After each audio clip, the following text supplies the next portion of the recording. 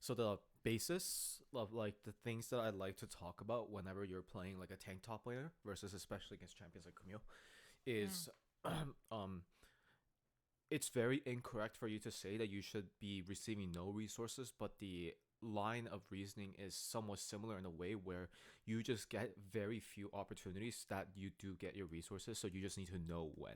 And then as a result, like once you do get those like set resources, then you also have to know when to say no and then for you to push away to somewhere else. And that's like generally the early game, but like almost every single tank matchup versus a carry. And I think that's the reason why like it's much more like it makes a lot more sense for players in like season 5 season 4 where tanks were actually actively being played, where you'll be like a lot of the players there knows the general gist of it. That's what Impact and guys like that are such amazing tank players. But like Hmm. when with like the bruiser meta and stuff like that, like it's been rather difficult for me to like talk about a lot of stuff. The main key of like beginning this conversation, this one, I think that's the reason why this one's additionally special, because it ended up becoming a split map on your side, Yeah. which doesn't happen too often, but it did happen. And it's not necessarily bad or good. It just happens, so we just have to play around it. So the first timer that I have is around 4 minutes, where I think if like this is one of those times where you're actually able to effectively pull Grace towards her side and then punish Camille for like pushing playing the wave too aggressively, and then you effectively freeze like this. I think this movement Yeah. is really good. And then from here is like when you get to like pretty much have control over the game in terms of like you actually allowing the Graves to have one timer where he's actually able to help you without like harming his pathing, and then you also screw Camille over for it.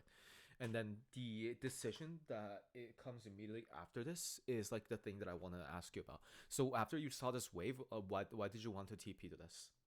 Uh, so actually, I was thinking in game, I shouldn't TP this. I should ask Graves to push this. Mm-hmm. Is my take on this because I feel like if I hold my TP, it's actually more beneficial for the map. And I also created a lead for myself. Also, putting Graves ahead is beneficial for our team composition. It's actually beneficial for our win conditions as well. Yeah. But this wave, if I don't TP to it, it's fucked. Basically, I'm gonna lose those minions. I'm gonna lose 3 more melees, and it's not worth me losing that XP. So someone has to. So like my POV is like this. Yeah. Either is that you either tell Graves to clear this wave and then move down, because there's two things that are like identified here. One is on him and another one is like not necessarily and not is us not communicating as a team like what this Yeah. purpose of this wave should be.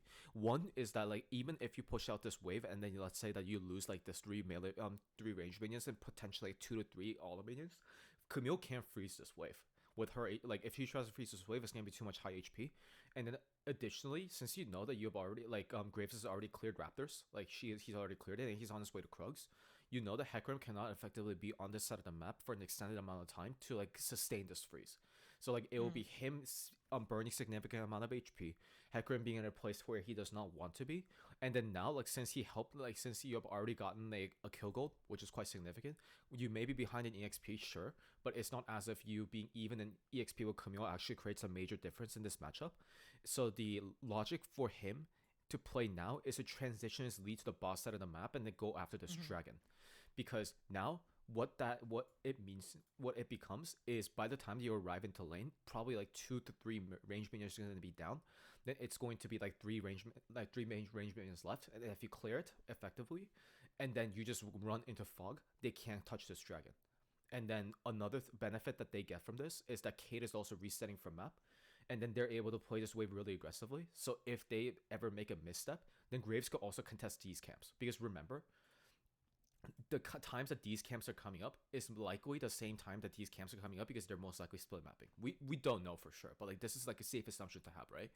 If they Yeah. saw a split map, then they'll probably start here, and then if they started here, then these are the ones that are going to be spawning next, and these just spawned. So if he pats immediately up here, then he's going to be able to invade these camps as well. It's really, really good for Graves' game to alter his path to the bot side, just because he's helped you out a lot. You've also set up this wave for him so he could also get a lead too, and then for you to transition down. Mm-hmm.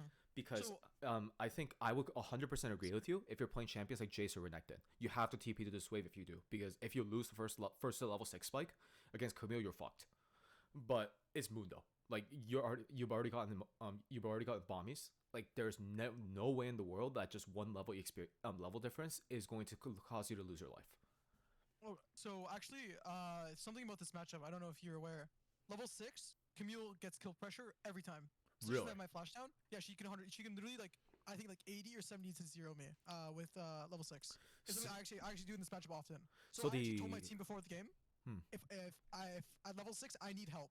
Like pre 6, if you can create leads for me, I can like hold. But at level 6, like I get fucked by Camille, and that's why this matchup is so hard for Mundo. Is because level 6, like Camille gets a kill window. No matter what, she'll get a kill window. You know? Okay, so then you were able to catch this wave down here. So like you're ahead of EXP and Camille right now. So she's probably four, four and a Mm. half, or like 4.25, right? She's probably level four. Then Yeah. after she gets this wave, then she's gonna be five, and then by the time that she hits pushes back and then gets cannon minions that's spawning here at 6 minute timer, then she's gonna hit six. Are you gonna be at a dangerous place like for you to get all in at that time? So it would only be a dive. If it would see you, this wave would bounce back. It would only be a dive. Right. That's the only time. Okay, then at the bounce back time, the Graves could just cover you and then hover you at that Yeah, time, yeah. right? If you So knew, so I think the fact that you know this matchup knowledge, which I had no idea of, is yeah, like really good. And then if that is, but I just don't particularly see this play like necessarily connecting to that one unless like the Graves just leaves you out in the dirt and then just like doesn't help you for that dive. okay. Yeah, I Because understand. because I would agree with you if this wave like pushes back towards Camille at the the cannon wave timer where she's gonna hit six, and that'll be disastrous for you. I agree, because if the Hecarim is there as well, then your game is fucked. But I don't think Mhm. I don't think that's the case with just the way that the wave is like looking like. Yeah, yeah. Because Hecarim can't go direct top side. Yeah, but yeah, exactly. Yeah, I know what you're saying. That makes All right, sense. sounds good. Yeah, but yeah, I that's something that I learned today. So Yeah. let's see. 8:45 is a second timer that I want to look at, and because the um guy that I actually really liked watching throughout PG because he Yeah. was really good at these type of things is because of is just Aloy, because he like the reason why he's like really good is at tanks is because he knows when to fight and not to, and this is like a prime example of like opportunities where you could potentially like the win condition from two of you guys is very different. So Mm-hmm. in this perspective, like it's one of those occasions where what do you think is the difference? When do you think the jobs of like a tank and a bruiser like changes? Because the ultimate question then is like the ones that who gets to stack waves against you are the ones that who get to move. But inevitably, like at a certain point, like somebody wants to move before, like somebody wants to move more than the other. As a result, like they're the one that who should be pushing the wave and getting the move. So, like when do you think the role between like Camille and like a typical bruiser like her, and then like a tank reverses because there's a specific time. I think I would say off item spec. So I think on first item now, like with first mythic, the like push completely changes the matchup. Where when she hits Sundra, she can actually threaten kill threat on me. Because prior, like as a tank, she can't really threaten kill on me. You could say at level 6 because she does have kill threat at level 6, but like up I think up until Sundra, she has a pretty tough time actually controlling the wave. And so I can just keep on hard pushing the wave in and just like getting priority for my team. Yeah, because the fact is, like after you get this herald and then you're able to move back, Yeah. then especially since you're the one who has herald, then the game goes towards your side. Where like at this point, like if you know for a fact that you could potentially contest this Camille, then Yep. your job as a whole is to just like keep her in lane at the same time force her to answer you, which is potentially good, potentially favorable if you think that you're confident in like winning potential trades. But if that is Uh-huh. not the case, then you need to pull people towards your side, and either based on the way that the people like they play, you actually have to like consider like taking out top tower in order to ensure moves, right?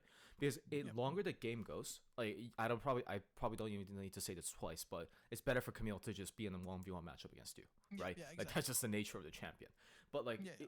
as a result, like the best thing to do right now is to just pull a Zeus and then open up like a specific side of the map that you're playing on to make sure that she has to be pinned on top side while using the like with using the short lane, the time that she takes to stack these two waves and that little minute for you to potentially group the dragon, group to specific sides, other opposite sides of the map, and then force her to like either make a really hard decision of playing for exp and for gold, or trying to match you, which the latter will be just a bad idea.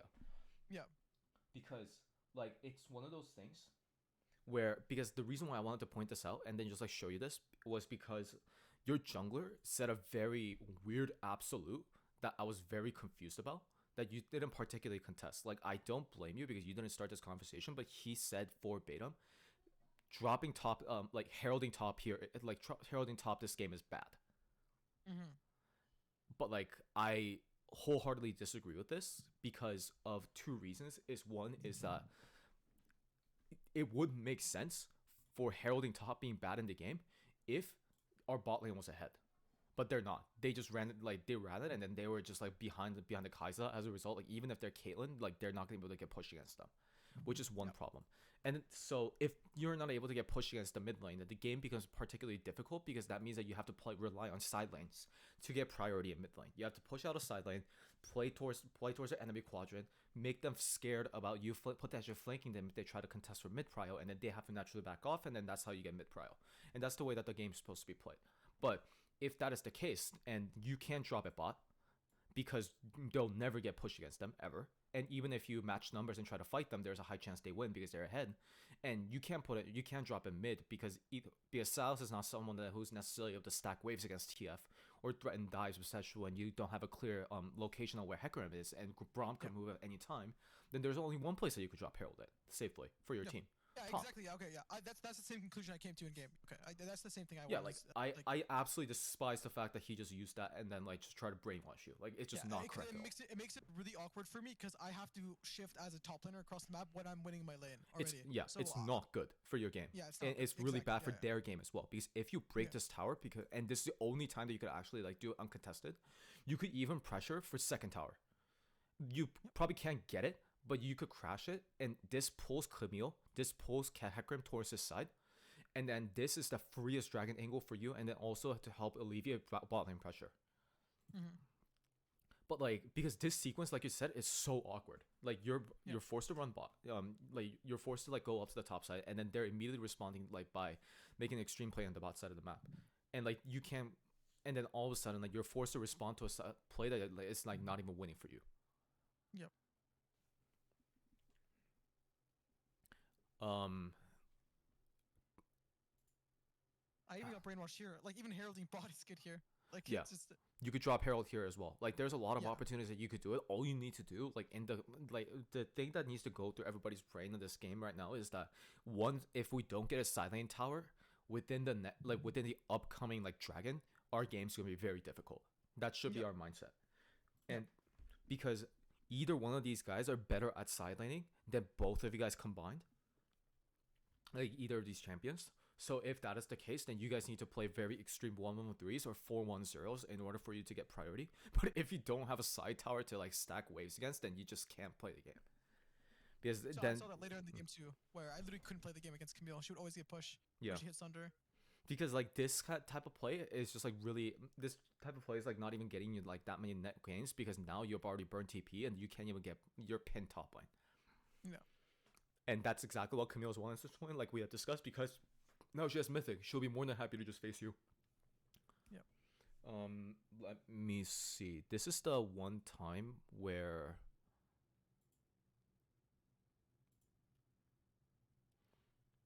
I remember this sequence. So why do you think this play went so disastrously? It's just me and Graves have to link because they have so many ins. If we're both on opposite sides, even if we're economy up, they can just one-shot someone with Camille Hecarim. Like just blow double ultis on one person and they'll die. So we actually came to a conclusion in post was that just me and Graves just need to link up together and then we can use Silas ult aggressively to kill them in our jungle. Do you think that their position here in particular is correct? I think it's a play, but I don't think it's correct because mid is matched and supports are equal right now. And Braum is on first move actually. Braum is actually on first move. So if we just actually pin them in our jungle, they can't do anything besides fight. So and we win the fights. My thought process is that from this point on, is that they have a very clear win. They have a very clear thing that they'll be playing around, especially after this sequence. Yeah. Because if you remember, like right before this, like they lost a major trade on the bot side, and then now they are like pinned on the top side, and then now they're resetting. Their thought process now is that since there are already two people that are like already on pinned under their tower, the only way that they could gain pressure back on the map back is by playing really hard on the top side, because they're technically the one who gets first reset because of death tempo, right? It's just really stupid in this case, but that's the case. And if you're able to alleviate that, and especially because like you're the one that you're actually in a place where unless they're stacking a wave against you, they cannot particularly dive you unless with like all three people, which you would know because Salas would be like marking TF or should be. Then the correct sequence for this guy is like he's actually the one that who needs to do this. Is that he's the one he needs to if he needs to pad he needs to, but he needs to immediately play it back to the bot side and then continue playing off of this and then force Braum to move and then trickle your pressure up to the top side, because the entire point is that we know for a fact that this is a positive for us because we know that this move is already secured, right? And if if the move is positive, and then this is neutral, and this is currently negative because the wave is pushing in, like already shoved in, and we don't know if Camille's already present on the map, is like, if we're playing around the positive and then we're able to push our pressure up to the top side, is much easier for us versus if we know that they could potentially if they could potentially run down here, and then make the negative and a negative into an alter negative for us and push the pressure down because that's their play.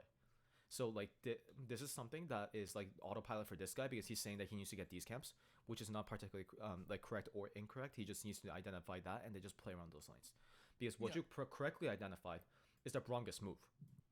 But the thing is, if in order for them to contest this tower, especially with a wave crash and it bouncing back, they need to fight it and then they need to prep it in 2 ways, which means that this Braum has a whole minute to run mid, free Silas, and then the moment that Silas gets freed, their play here gets foiled. Then so three of them. It was probably just an early shift by Braum. Is that what you're saying? Huh? Are you saying an earlier shift by Braum would change this play up? Because if you see, like Braum is technically just shifting. He's like 5 he needs seconds to move shift. right now. Like him and Graves needs to hold hands and then run mid and then push TFL. Because what happens? Okay. Because this guy can't reset at this point. And then if that is the case, then like if you're able to clear this wave safely, which you are, then like what they're going to do is they're going to try to take this tower and take this camps. But like they can't do that if there's 3 people that shows mid. Then all of a sudden like they can't play anything here, and then they already lost here, and this is still like even for them. So their investment of 3 people becomes nothing. Yeah. Okay. Yeah, that makes complete sense. Yeah. I understand that. So like the reason why this is really important for you to know is because you're playing weak side. And the thing that the thing that you need to assure to your team is that you cannot die in this wave. So you don't need people right now, and you need to tell these guys that you have to you have to go through mid and then help me. Like you don't need to immediately run up and like defend this dive for me. Okay, I understand. Yeah, because that's the golden information that separates differentiates like the timing in which this play. Let me see. The thing that makes me also like really think that this play is really good is because the map doesn't show itself right now. But if you guys did that play and then fizzled and shoved them out of the top side, and then continued keep playing around the Braum move, the second time that Braum will be allowed to move is the time the Herald will come up. Can I see what Braum did instead? Yeah, when sure. He's taking that channel, did he not channel all the way through?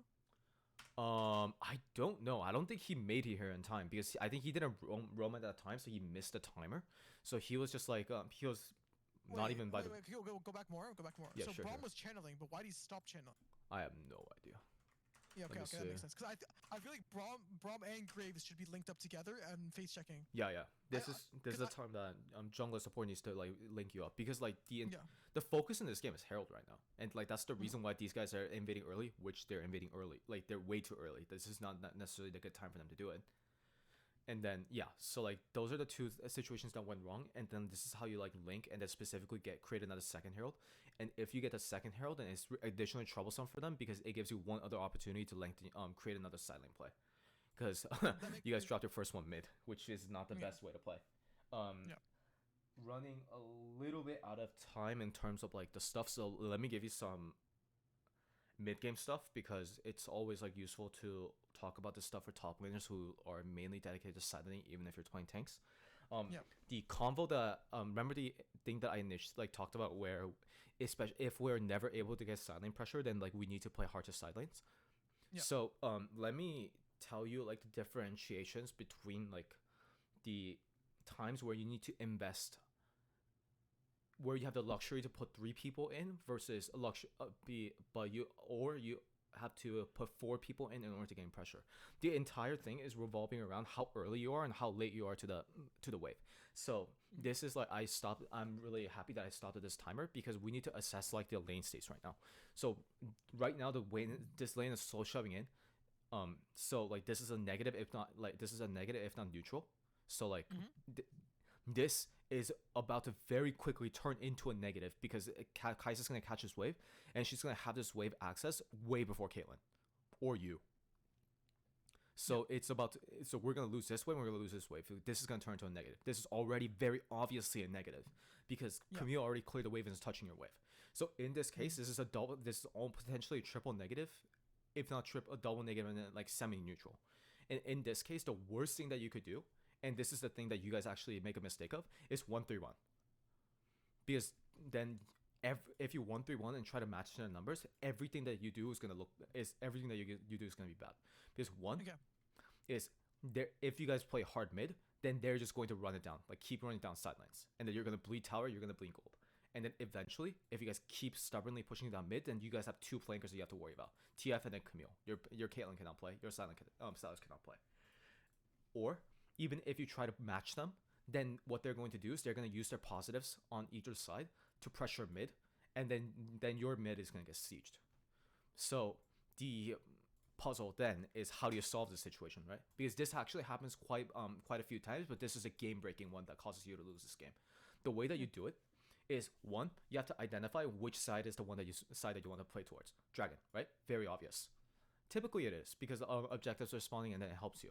Then you have to identify like whether or not this negative is fixable or this negative it could potentially lead you to losing this tower, because this is already lost, right? Like let's not kid ourselves. We're not gonna be able to defend Camille. Like we're not gonna be able to defend this tower.